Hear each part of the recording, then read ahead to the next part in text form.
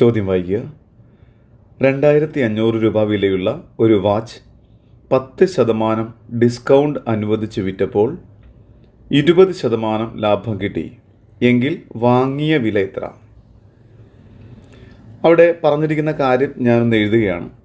2500 രൂപ വിലയുള്ള, അപ്പോൾ 2500 രൂപയാണ് ഇപ്പോഴത്തെ വില.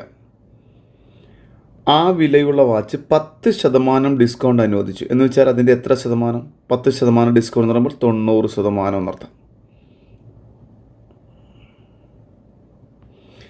അങ്ങനെ 2500 രൂപ വിലയുള്ള ഒരു വാച്ച് 10% ഡിസ്കൗണ്ട് അനുവദിച്ച് ഞാൻ വിറ്റപ്പോൾ എനിക്ക് 20% ലാഭം കിട്ടി എന്ന് വെച്ചാൽ എൻ്റെ വാങ്ങിയ വിലയേക്കാൾ 20% കൂടുതൽ കിട്ടി എന്ന് വെച്ചാൽ വാങ്ങിയ വില ഇൻറ്റു 120/100 എന്നാണ് അർത്ഥം.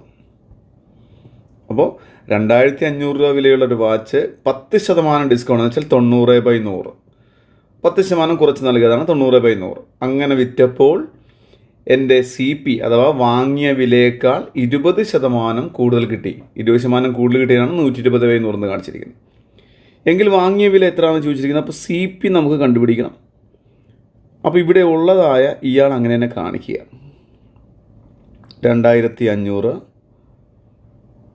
ഇൻറ്റു 90/100 കാണിക്കുക. ഇവിടെയുള്ള ആൾ ഈ 120/100 അപ്പുറത്തേക്ക് കൊണ്ടുപോകുമ്പോൾ തിരിഞ്ഞു വരും അല്ലേ? 100/120 എന്ന് വരും.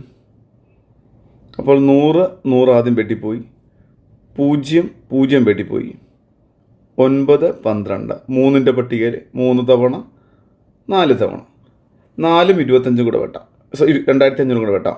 25 6 4 24, ശിഷ്ടം 1, 10 2 തവണ, ശിഷ്ടം 2, 20 5 തവണ. അപ്പോൾ നമുക്ക് 625 പിന്നെ ഒരു 3 കിട്ടി. 2 കൂടെ ഗുണിക്കുമ്പോൾ എത്ര കിട്ടാം?